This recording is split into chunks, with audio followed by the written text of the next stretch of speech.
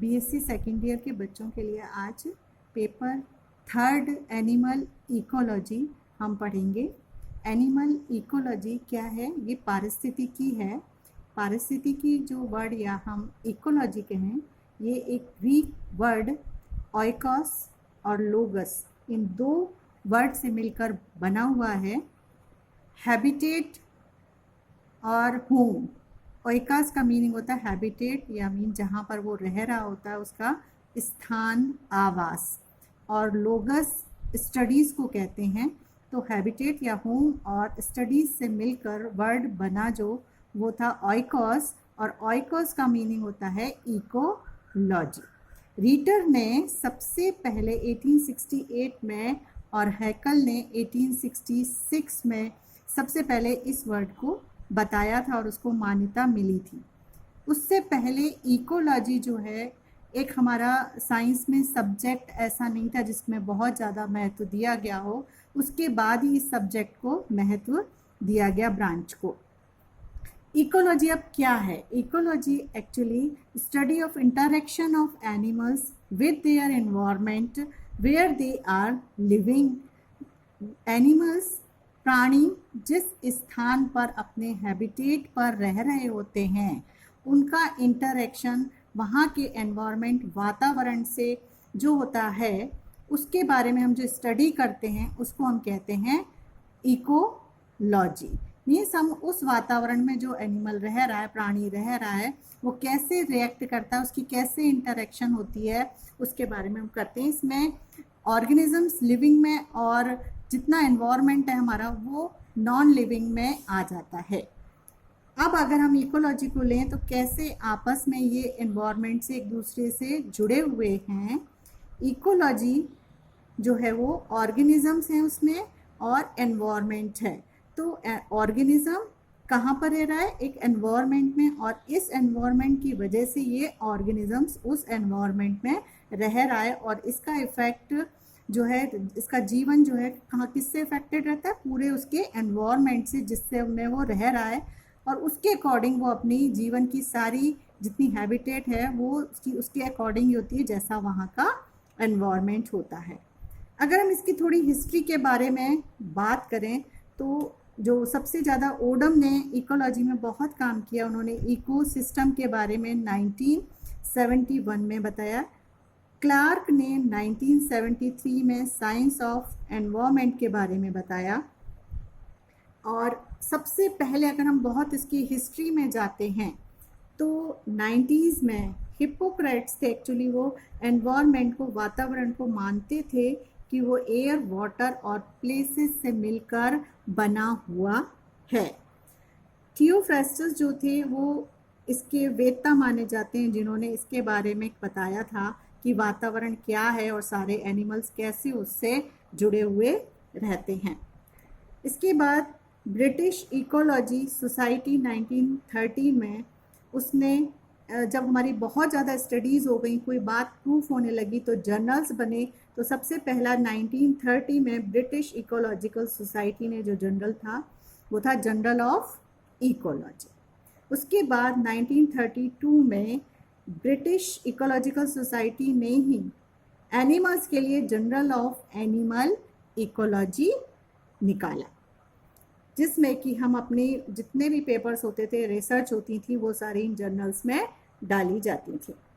इसके बाद टेंसले ने 1935 में कॉन्सेप्ट ऑफ इकोलॉजी बताया। एक्चुअली इकोलॉजी में और हम कौन कौन से, या हम उसको कितने में डिवाइड कर सकते हैं, उसके बारे में उसने बताया।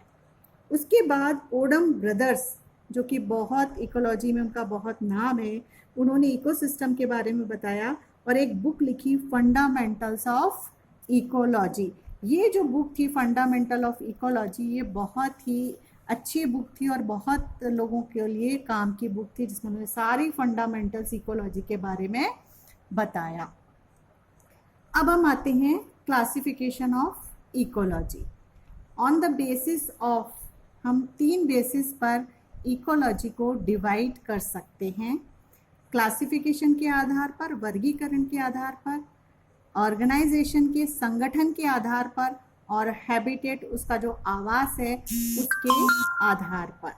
तो क्लास सबसे पहले अगर हम उसके क्लासिफिकेशन वर्गीकरण के आधार पर इकोलॉजी को डिवाइड करें तो वह दो प्रकार की होती है, प्लांट इकोलॉजी और एनिमल इकोलॉजी। अब जैसे हम नाम देख रहे हैं प्लांट पौधे, तो जब कोई भी पेड़ पौधा जिस एनवायरनमेंट में रह रहा है या जहाँ पर वो लगा हुआ है उसका वहाँ के एनवायरनमेंट से जो इंटरेक्शन होता है उसकी स्टडी को हम कहते हैं प्लांट इकोलॉजी।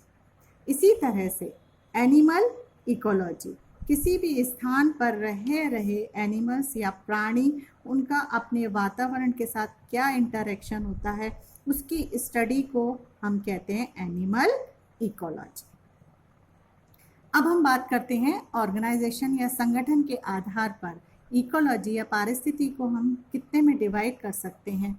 इसके संगठन के आधार पर ये मुख्य रूप से दो प्रकार की होती है, ऑट इकोलॉजी और सिन इकोलॉजी।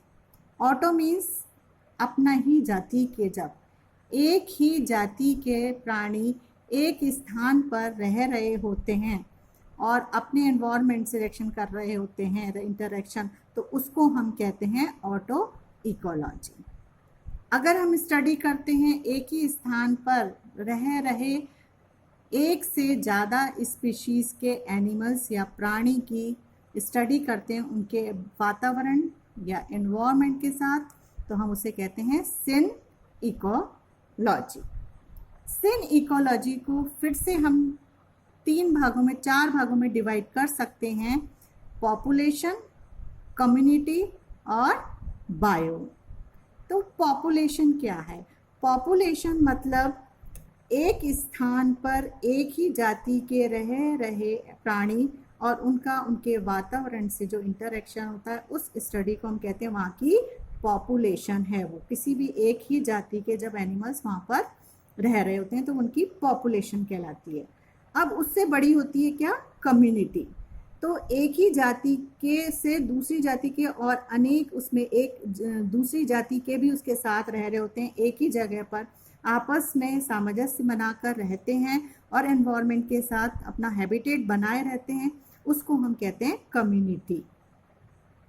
तीसरा होता है बायोम। बायोम क्या है कि अगर ये जो कम्युनिटीज़ हैं, डिफरेंट जगह की कम्युनिटीज़ जो होती हैं वो अगर आपस में इंटरेक्शन करती हैं, समझ रहे हो? अगर हम अलग अलग जितनी भी ये कम्युनिटी हैं, तीनों कम्युनिटी मान लीजिए हमने ली जिसमें अलग अलग जाति के प्राणी हैं, तो वो जब आपस में इंटरेक्ट करते हैं तो वो पूरा एरिया जो है वो एक जगह का क्या कहलाता है?